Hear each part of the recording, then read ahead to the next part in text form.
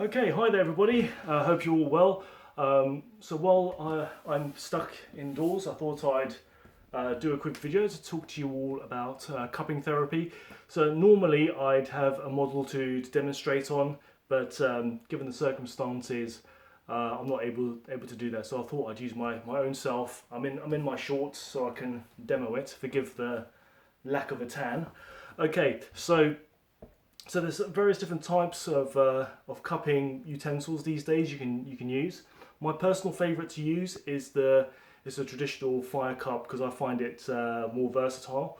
However, if I'm out and about and if I'm probably doing home visits and what have you, or if I'm outdoors, I prefer to use like the rubber cups or the suction cups, which is in this case, which I'll show you later. Okay, so some of the things that people say to me is, is it painful? And I say no. I suppose people feel that it looks really painful because of the marks it leaves behind, but those marks don't really last that long anyway. And believe me, they're not. It's not painful at all whatsoever. I mean, I'll demonstrate it on myself as well because there's no pain associated with this at all. If anything, really, it feels more like a massage. Oh, by the way, the way I'm doing this at the moment, you see like how I'm dipping some cotton in some surgical spirit, so it makes it more flammable.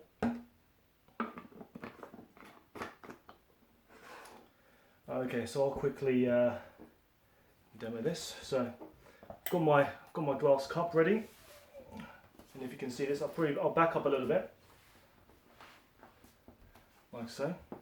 Okay, so what I'll do, I'll light up the flame, which will then burn up the oxygen in the cup, creating negative pressure as I apply it on the skin here. Okay, so it looks like this.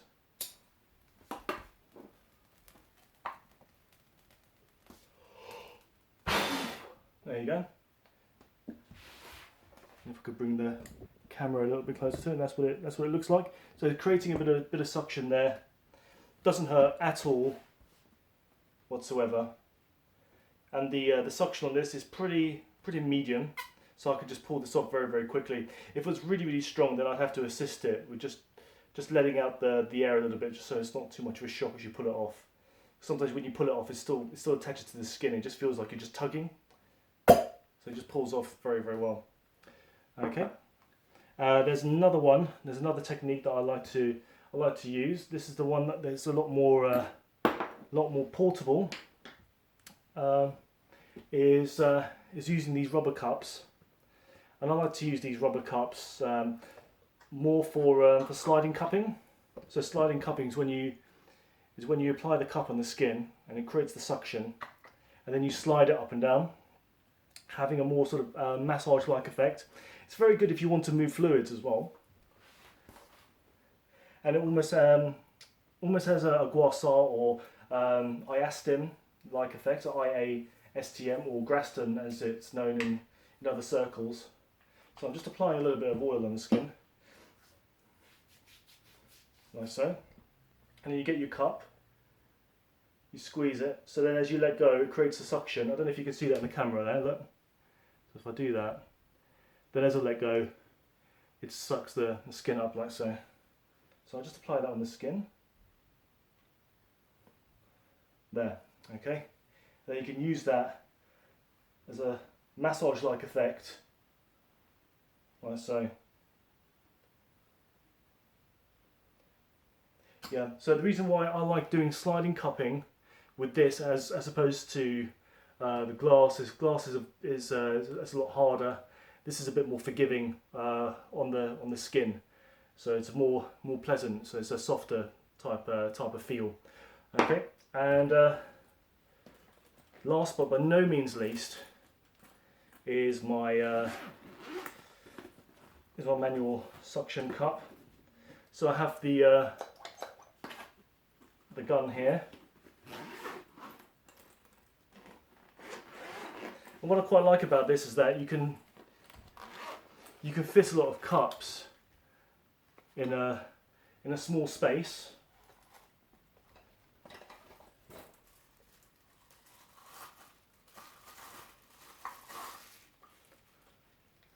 So this fits top of here, and then creates a suction like so.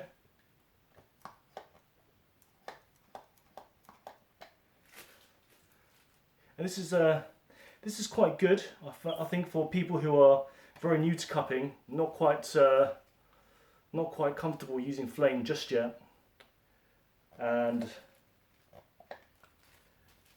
who can also help to monitor the level of suction as well. This is what I'm doing at the moment. I'm using that for suction. Although one thing it's not too good for is what's known as empty cupping or flash cupping, and that's what I tend to use quite a lot when I'm using the flame. Is when you use the fire, you put the cup on, take it off, put the cup on, take it off, put the cup on, take it off. You can't do that too well with this or with this, but you can do it very well with the fire cup. So. Yeah, so what I would suggest is anyone that's very new to cupping, I would suggest getting hold of one fire cup, well, a few fire cups and a few of these rubber cups to start off with. Yeah, either the rubber cup or the manual cup. But spend a lot of time in practice using the fire, because that takes a bit of getting used to. I hope this has been useful information for anyone that could be interested in cupping therapy. Yeah, for those of you who are worried about any particular risks associated with any type of cupping, I would suggest not to apply it on bruising, not to apply it on cuts, not to apply it on any areas of sunburn. Yeah, and if you're pregnant, try to avoid having cupping therapy done as well. I think that's pretty much it for now. So if you have any questions, please do get in touch. I look forward to hearing from you. Any queries, that would be great. Until next time, guys, take care, stay safe, avoid the outdoors. See ya, bye.